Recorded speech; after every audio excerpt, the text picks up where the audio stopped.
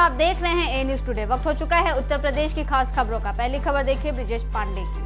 सिद्धार्थनगर के जिला अधिकारी पवन अग्रवाल द्वारा लेखपालों को अकारण निलंबन किए जाने के विरोध में लेखपाल संघ का धरना जारी है। लेखपाल संघ के अध्यक्ष अमरदीप चौधरी ने नाराजगी जताते हुए कहा कि निलंबित किए गए लेखपालों को बहाल नहीं किया गया तो कलेक्ट्रेट पर धरना प्रदर्शन जारी रहेगा। वहीं महामंत्री ने बताया कि लेखपालों की बहाली तक अनशन जारी रहेगा। विगत कुछ दिन पहले जिलाधिकारी महोदय नौगढ़ और सौराजगढ़ के 4-5 लेखपालों को अकारण निलंबित कर दिया, जिसके उपरांत जिला कार्यकारी के द्वारा एक बैठक आहूत की गई। उसमें यह निर्णय लिया गया कि जब तक 5 लेखपालों को ससम्मान बहाल नहीं किया जाता तब तक जिलाधिकारी महोदय के विरुद्ध ये धरना प्रदर्शन 3 दिवस तक तहसीलों में चलता रहेगा। कर्नलगंज निवासी कृष्ण कुमार सोनी की सर्राफा की दुकान में चोरों ने लाखों की चोरी की। पीड़ित ने बताया कि चोर दीवार में बने होल के रास्ते दुकान के अंदर पहुंचे। दुकान के अंदर रखा 5 किलोग्राम चांदी और 100 ग्राम सोना चोर चोरी करके ले गए। डॉग स्क्वाड और फॉरेंसिक टीम ने मौके पर पहुंचकर जांच पड़ताल की। दुकानदार की तहरीर पर मुकदमा दर्ज कर कार्रवाई शुरू की गई।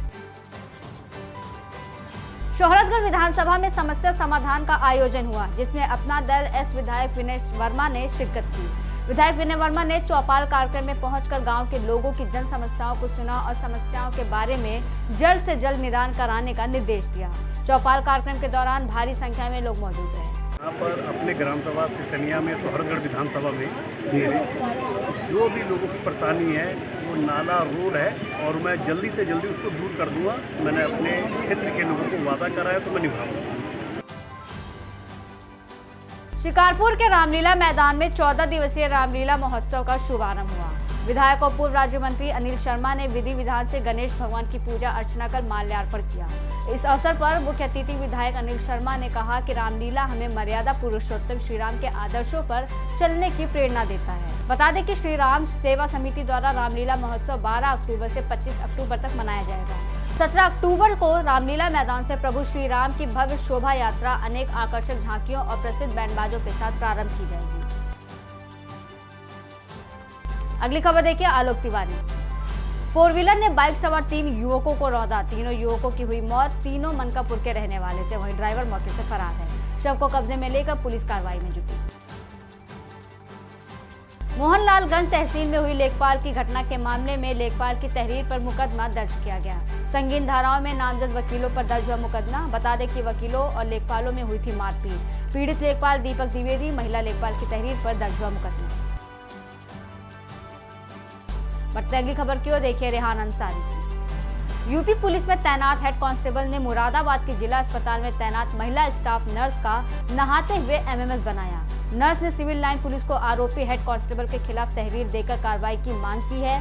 बता दें कि अस्पताल में स्टाफ नर्स के पद पर तैनात महिला अस्पताल परिसर में ही बने स्टाफ क्वार्टर में रहती है। पुलिस ने हेड कांस्टेबल के खिलाफ मुकदमा दर्ज कर लिया है। आरोपी हेड कांस्टेबल मुरादाबाद के न्यायालय में सुरक्षाकर्मी के पद पर तैनात है। आरोपी का मोबाइल फॉरेंसिक जांच के लिए भेजा गया।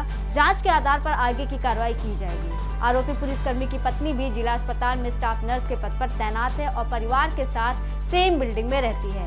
महिला का आरोप है कि उनकी बिल्डिंग में कॉमन बाथरूम है। आरोपी ने मामले को दबाने की भी बात कही। हमारे यहाँ समय असमय नर्सों की ड्यूटी होती है अस्पताल में। उस अस्पताल को सुचारू रूप से संचालित करने के लिए उन दोनों को एक कमरा अलॉट किया गया है। केवल उन्हीं को रहने की अनुमति है। बाहर का कौन सा कांस्टेबल या कौन का बाहरी व्यक्ति रह रहा है इसके बारे में हमें कोई जानकारी नहीं है। इसकी तुरंत जांच कराई जाएगी कि बाहरी व्यक्ति वहां कैसे आया और कैसे रह रहा है और उस पर उचित कार्रवाई की जाएगी। बाकी पुलिस को सूचना उनके द्वारा दी गई है, रिंकास के द्वारा, स्टाफ नर्स के द्वारा। पुलिस अपनी पूरी कार्रवाई कर रही है और उसमें जो भी उनको सहयोग की जरूरत होगी हम उनका सहयोग करेंगे। अगली खबर देखिए रेहान अंसारी की।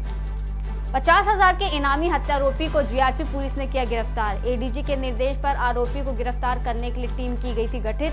14 साल से पुलिस हिरासत से फरार चल रहा था इनामी आरोपी मोहसिन को जीआरपी पुलिस ने शाहजहांपुर से किया गिरफ्तार, जिस पर पहले से 4 मुकदमे दर्ज हैं। ये मोहम्मद मोहसिन खां है, सनाफ हबीब खां, निवासी इमली वाली जरायत के पास, मोहल्ला फतेहुल्लागंज, थाना ठाकुर द्वारा, मुरादाबाद।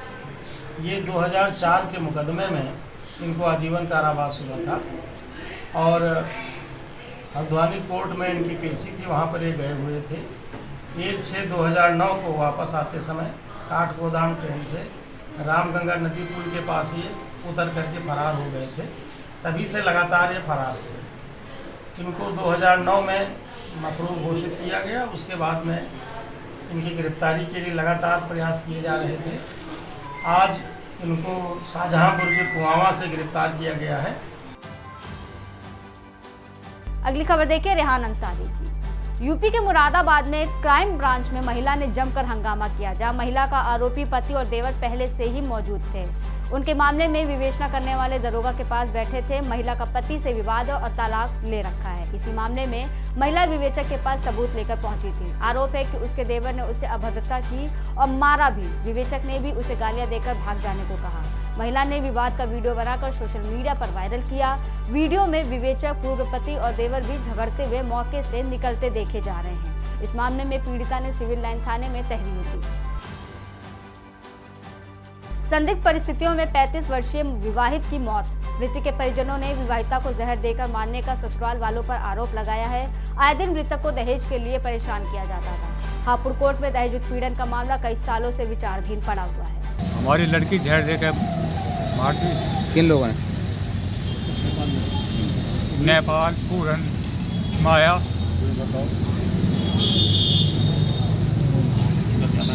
परेशान करते थे क्या? हाँ जी। घर से लापता युवक की संदिग्ध हालत में जंगल में पेड़ पर लटका मिला शव। गुरुवार की शाम से ही लापता था युवक। नरसेना निवासी नरेश नाम की युवक की तलाश में थे परिजन। शव मिलने से मचा कोहराम। बढ़ते अगली खबर की ओर देखिए ब्रिजेश राठौर की। फिरोजाबाद में गरीबों को छत देने की योजना मजाक बनकर रह गई है, जहां गरीबों के आवास या तो छीन लिए गए हैं और उन्हें भगा दिया गया है। एक समुदाय विशेष ने पूरी कॉलोनी पर कब्जा कर लिया, जिनके नाम आवंटन थे। उन्हें जबरन भगाकर कब्जा कर लिया गया। राजस्व टीम ने जांच में पाया कि 480 आवास बनाए गए थे, जिनमें से 118 आवास पर अवैध कब्जा कर लिया गया है और 120 पर ताले हैं। काशीराम कॉलोनी का माहौल अत्यधिक खराब है, जिसमें किसी भी भले आदमी का रहना मुश्किल हो रहा है। बता दें कि सभी गलत काम इसी कॉलोनी से संचालित होते हैं। अवैध कारोबारियों का अड्डा बन गया है काशीराम कॉलोनी। मामूली कहासुनी के बाद शराब के नशे में छोटे भाई ने बड़े भाई की गला रेतकर हत्या कर दी।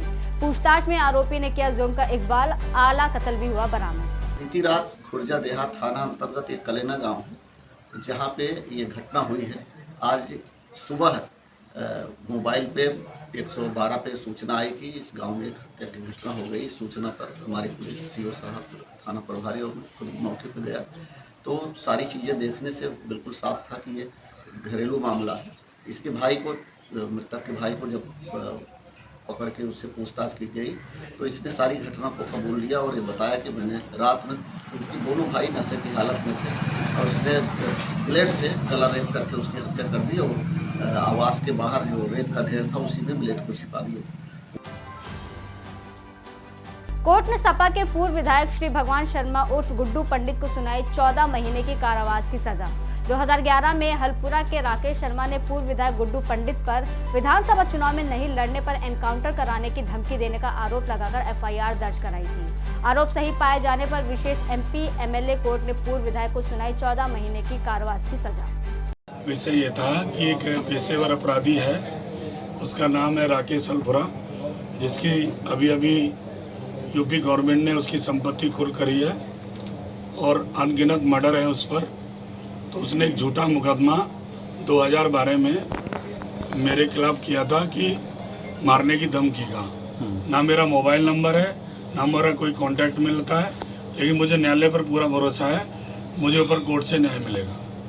में मामला ये था कि सन 2011 में वादी था राकेश कुमार शर्मा हलपुरिया वाले, उन्होंने एक तहरीर दी थी और वो तहरीर थाने में दर्ज नहीं हुई तो उन्होंने गृह सचिव को दी थी कि मुझे उस विधानसभा था उनका क्षेत्र, वो भी चुनाव लड़ना चाहते थे अपनी शिकारपुर से। तो वहाँ से नहीं, उनके भाई जो मुकेश पंडित जी है वो भी चुनाव लड़ना चाहते थे।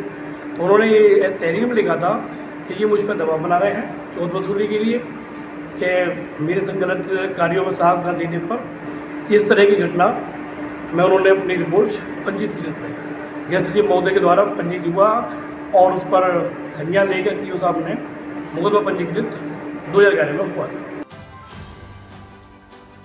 उत्तर प्रदेश सरकार में मंत्री संजय निषाद का आया बयान। कहा, निषाद पार्टी के कार्यकर्ता 2 मंडलों से निकाल कर आएंगे और बताएंगे कि उन लोगों को आरक्षण मिल गया है। हम लोगों की क्या गलती थी कि कभी आरक्षण नहीं मिला। उन्होंने आगे कहा कि 1931 से लेकर 1991 तक हम अनुसूचित जाति में थे।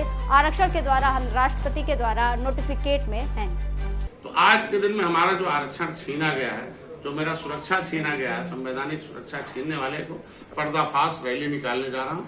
और जितने भी धोखेबाज हैं जो उन लोगों ने वादा करके खिलाफी किया, उनके सामने हम लोग पर्चा बांटेंगे। किताब में लिख रहा हूँ वो दूंगा और लोगों को सही सही बात बताऊंगा कि पहले हम जाते थे आरक्षण मांगने तो हम गिनती कराने के लिए जाते थे, तो पिछली सरकार हमें डंडा मारती थी, 302 मुल्जिम बनाती थी फर्जे, हमारे समाज के लोगों को पिटाई करवाती थी। समाजवादी पार्टी पिटाई करवाई, तमाम चूल्हा चौका तोड़वा दिया, हमारे माँ को, मेरे बच्चों को मारा, कान बारे हो गए। और वही समाजवादी पार्टी आज एक नेता से कहवा रही है कि डॉक्टर संजय ने जेवर बेचवा दिया, उनके क्या नाम है, उनके आरक्षण आंदोलन में उनके जो है सहकारी। समाजवादी पार्टी ने मुकदमा लगाया था फर्जी, 50,000 लोग गए थे रेल पर अपनी मांग करने। रेल तो भारत सरकार का होता है ना। बढ़ते अगली खबर क्यों देखिए अमित प्रताप सिंह की। लखनऊ आगरा एक्सप्रेसवे पर दिल्ली से विंध्याचला विंध्यवासिनी मंदिर दर्शन करने के लिए जा रहे लोगों की कार कंटेनर में घुसी। पुलिस ने गंभीर रूप से घायलों को एम्बुलेंस से मेडिकल कॉलेज भेजा, जहां उनकी हालत गंभीर बनी हुई है। अगली खबर देखिए अभिषेक अग्रहरी की। महाराजगंज जनपद के 12 ब्लॉकों पर सुरक्षा जवानों की सीधी भर्ती। क्या रहेगी क्राइटेरिया, कहां किस ब्लॉक पर होगी भर्ती, कितना मिलेगा वेतन, इन सब की पूरी जानकारी दी भर्ती अधिकारी ने। देखिए ये रिपोर्ट। महाराजगंज जनपद में युवाओं के लिए खुशखबरी। बता दें कि महाराजगंज जनपद के 12 ब्लॉक में SIS कंपनी के भर्ती अधिकारी द्वारा भर्ती प्रक्रिया किया जा रहा है।